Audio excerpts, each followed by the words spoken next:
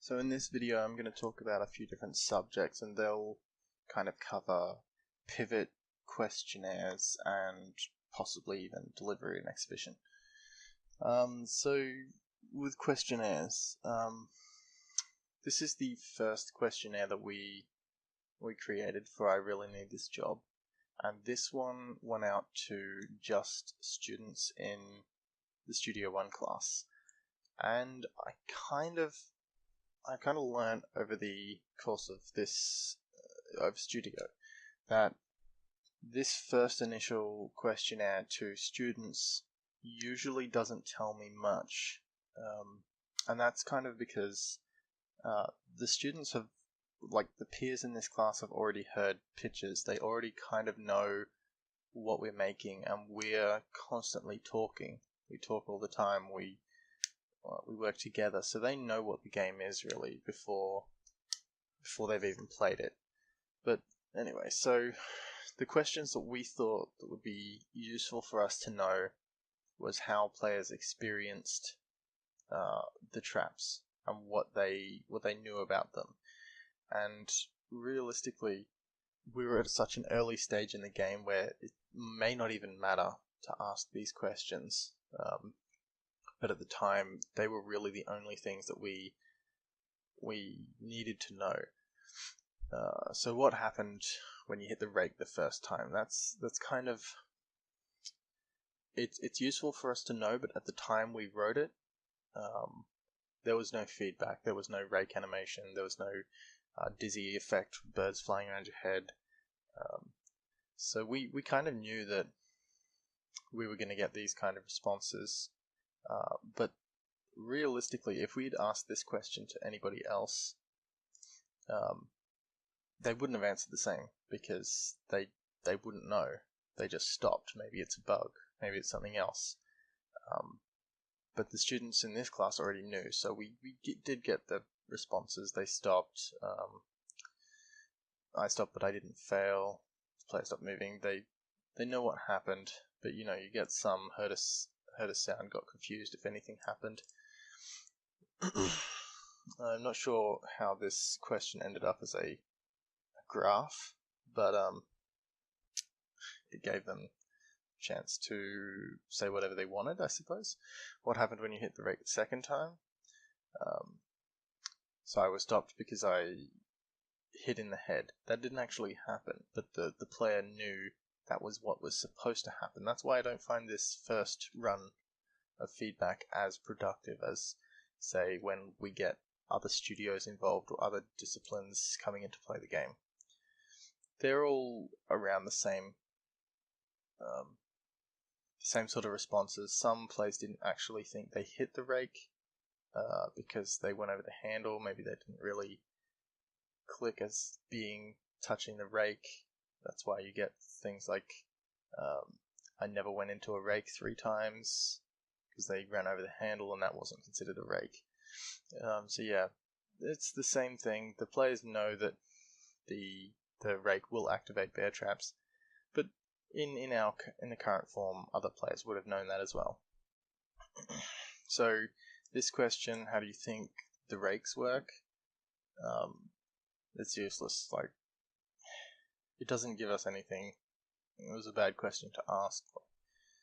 They don't need to know how the rake works. They just need to experience the rake, and we need to find out the response from them experiencing, not have a guess how we did it.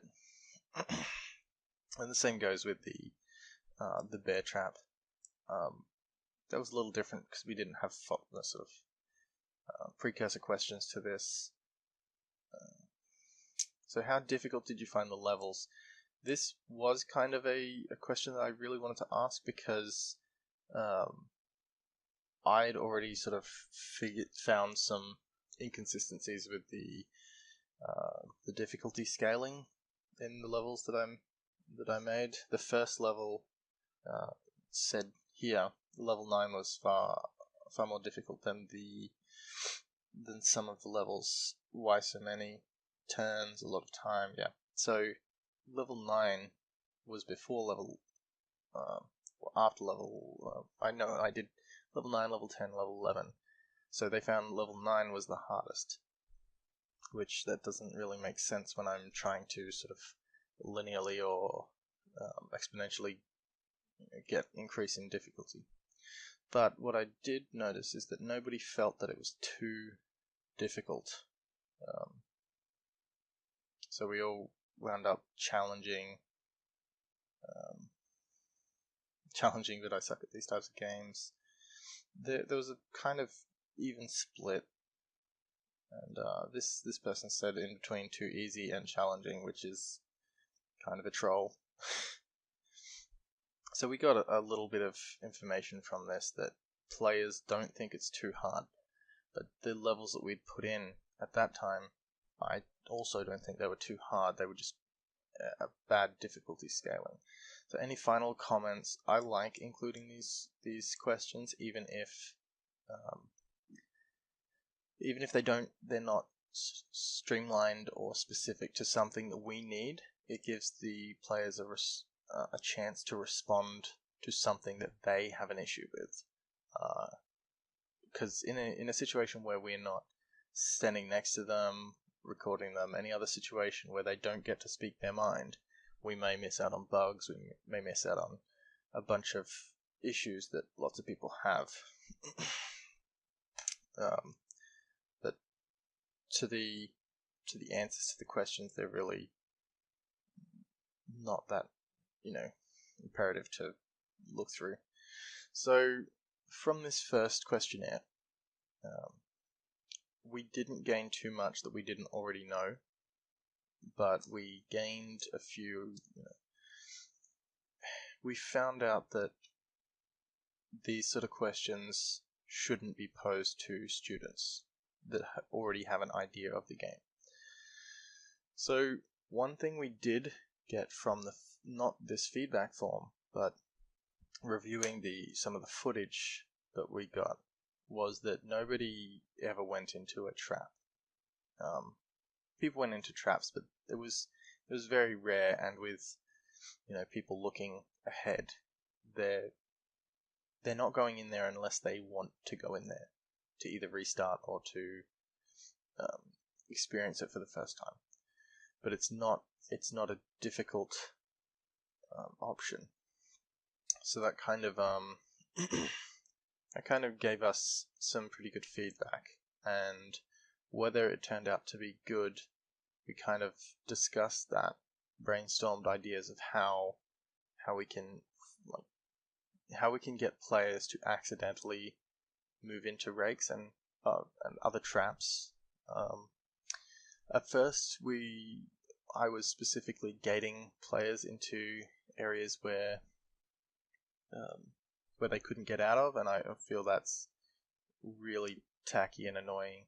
The player doesn't want to make that tiny mistake and then now I have to restart. It wasn't an accident. They made a move and now that move is punishing them. So we wanted to move away from that as well. So that's how we got to the timer.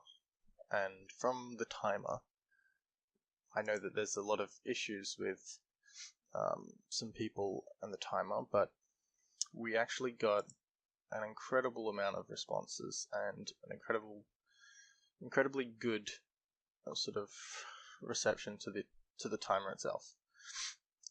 So I'll move on to the next questionnaire, and this is playtesting after the timer, and we actually had a lot of playtests that day. Over 30, some of them didn't complete, and some questions didn't get all responses. I think this questionnaire form was planned out a little bit more strategically. We kind of wanted to know how many steps were they planning ahead. That gave us a kind of inkling that we definitely shouldn't be putting them into situations where they can't get out of, because if they're only thinking 1 or 2 steps ahead, if it takes 3 steps to realize you're screwed, then that's also doing that to the player. So if it was like if we'd gotten feedback that everybody's reverse engineering the entire map, then we could have done that, but otherwise it just seems tacky and ill-advised to put that on the players. So reasonably, the highest percentage, three quarters of this, is between 1 and 4 steps, which is largely what we want. We want people to be making quick decisions, and that's what we got from the timer. I think if we asked this question in the other questionnaire, we would have got far different results. This question, which traps were the deadliest for you, we really like this result. This result would never have happened in the first questionnaire where we had times. We have an equal amount of these are actual deadly traps, the fire trap and the bear trap. But the addition of the timer is important because it gives us it's not really which traps are the deadliest, it's what element of the game is most challenging for you. So that question could have been posed differently, but I think we got the same result anyway. And yeah, I think this is fairly even, 38% and 31% in each. That's kind of what we want. We want people to be making mistakes, but not being punished for those mistakes. It's a very quick and easy recovery from there. So on a scale of 1 to 10, I think we've learned from this 1 to 10 means nothing. 1 to 5 is much better if we're ever going to do a scale. How much pressure did the timer put on you to finish? So we are roughly in good grounds because we don't have any crazy scale like, okay, timer is pressuring me way too much, or the timer is just a piece of cake. We've got everything situated around the middle, which is where we want, and a little bit high. So that gives us the knowledge that maybe it's a little bit too much pressure, because we want everything sitting around indifferent. That it pushed me to finish the level, but I wasn't stressing out to the max that there's a timer looming over my head. So we wanted to pose this to only people who had played turns to get their feedback from whether they liked the previous version better or they liked the timer. A lot of people responded to it, even more than in our class, but that's fine. That's good. So how did you feel about the transition from turns to a timer? We actually got a really good reception to the timer, with, of course, the exception of Tony really not appreciating the timer, and I think there's a few notable reasons why, and I completely accept them. And that's one of the best answers to this, although some people really like it. Having this response that it gives us a lot to think about. So can't plan any moves. That is a problem. We've got that response from multiple people, and the timer starts straight away. I think that's where we've gone wrong. So we got a good. We talked to Steve about this, and he feels that if we had given the players an amount of time or an infinite amount of time to assess the map beforehand, and then you have a time sort of race to the finish, then that would work. I tend to agree with that. I really like the timer. Without the timer, we just saw that, traps weren't deadly, traps weren't a mistake, or mistakes weren't made, really. And we want a few mistakes to be made. At the moment, there's only 20 levels, and at this time there was only 11. It's a short game, so we don't want to just punish the player over and over again to increase the time of the playtime that we have, but we don't want a player to go through each level and finish the first time. That we want the player to sort of find some routes that they can go on and fail, so they can go, okay, I know I need to get here, and this is the point where I can get. How do I bridge the gap? Where can I go from here? That we want some thought put into it. So again, I like leaving final comments. It just gives the players a sort of a platform to speak on any issues they have, and it lets us know about a bunch of bugs and things, and that's how we've found out a lot of our bugs. We end up with like, oh, the bear can move once we just start ramming it, and so we have to go in and fix the bear. So this was one of the most important sort of questionnaires in our project, because it was sort of middle ground halfway through, and we were testing a completely different mechanic. We were changing the game drastically, and we really needed some results for how the players felt about that, and we got some from both sides. What I really like is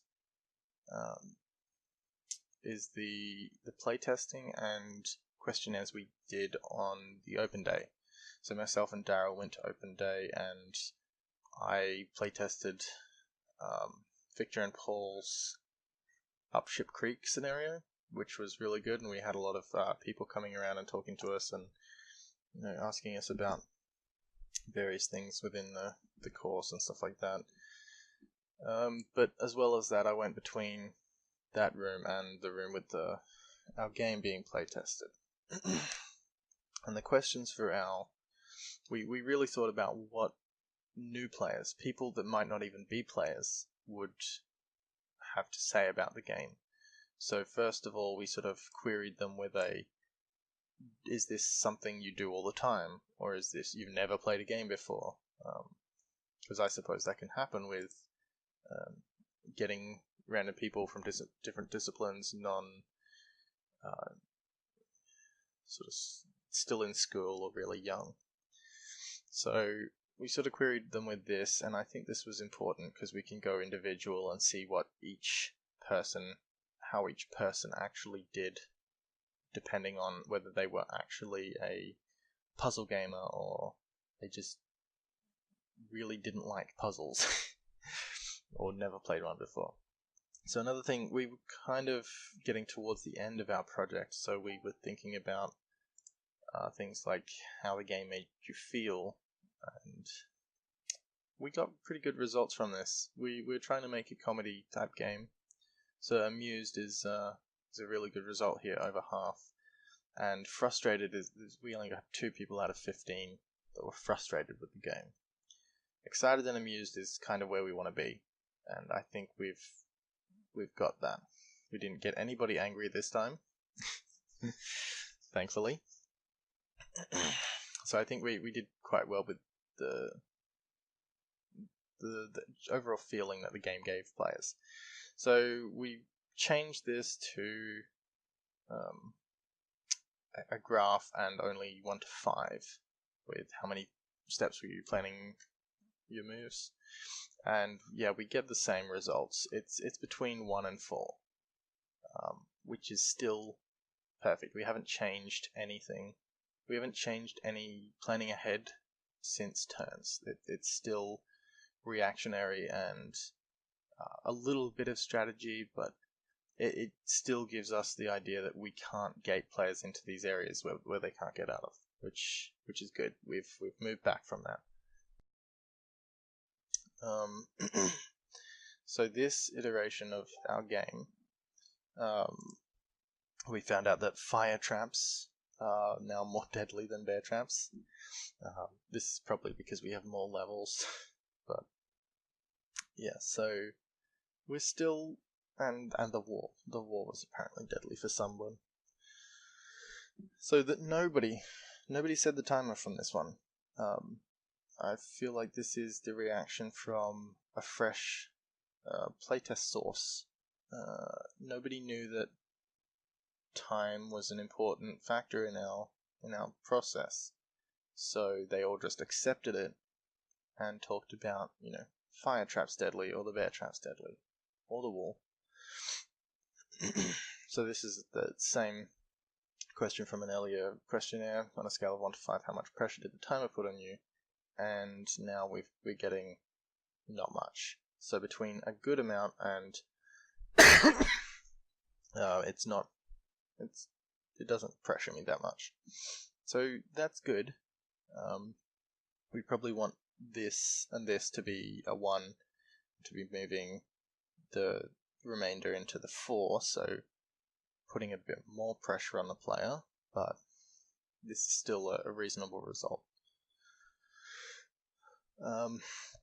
With this one, I didn't want to ask anything to... These aren't students, these are just kids or people trying to get into this industry or this course, whatever. So I didn't want to pose anything that had anything to do with game design. They shouldn't need to comment on that, so I just wanted to get some feedback on how people like the visuals, how people like the mechanics, and additional comments as always. The overall response from the open day students was really, really good.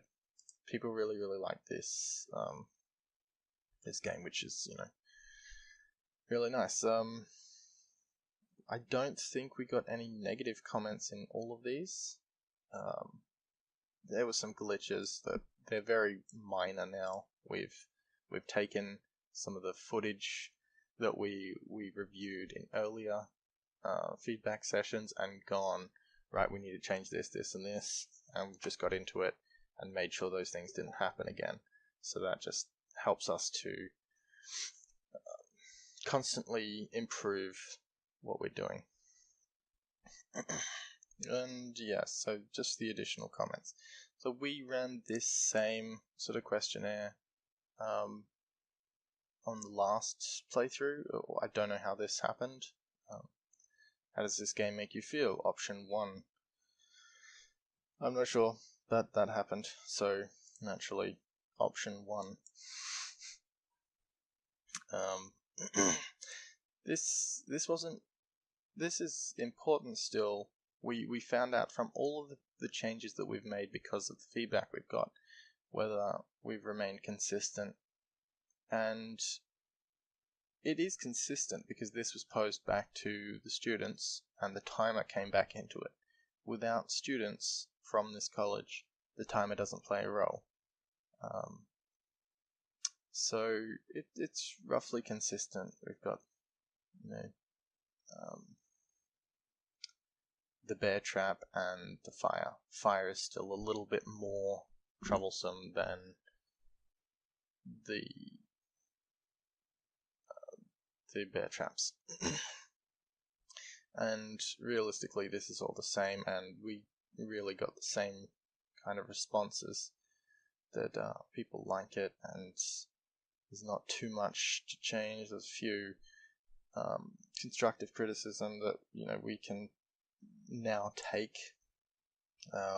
We need to fix the logo. There's a bunch of things that we need to fix, and throughout the responses from all these questionnaires,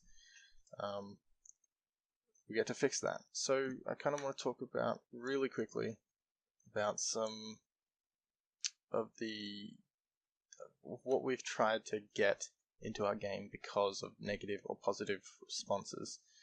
So we got the sort of responses that people really want more than one way to solve this. So we've gone through and changed up all the levels so that there is more than one way to solve each situation. So from here, this first one is designed so that you can experience it if you go this way and accidentally experience the bear trap on the first level. But yeah, there are multiple ways to finish this level now. And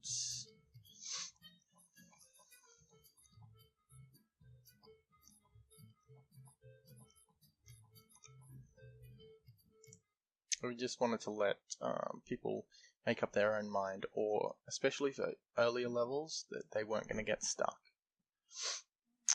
So the timer, it has this brewing coffee thing at the beginning. We're still working on this. This isn't definitely not the fix we want. This gives it right now only 3 seconds before the timer starts over here. So 3 seconds to look at the map is just, it's not enough. One of the best responses that we've got was that movement itself would trigger the timer. So I think with further iterations of this game, we're going to try to bring in some new elements, like we're going to take a look at, heavily look at common games like this and see what they do that our playtesters wanted and how they achieved it, because there's a bunch of great titles that would give us a bunch of great ideas, and I've already got some, and I think having this game as inconsequential is really important. The time is really important to us, but it defeats that completely. So we need to find a way that gives the time a meaning, but not just tacked on meaning. So whether that be how Slayaway Camp does it, that okay, maybe there's a coffee machine on the floor and you have to get that there and get to the door before the timer runs out, the coffee gets cold. That's an interesting mechanic that we could look at, having actual points on the map that we have to get to first. I think that would solve a few issues that we have with current playtests. But yeah, with responses and the footage especially has tailored this game to where it is now.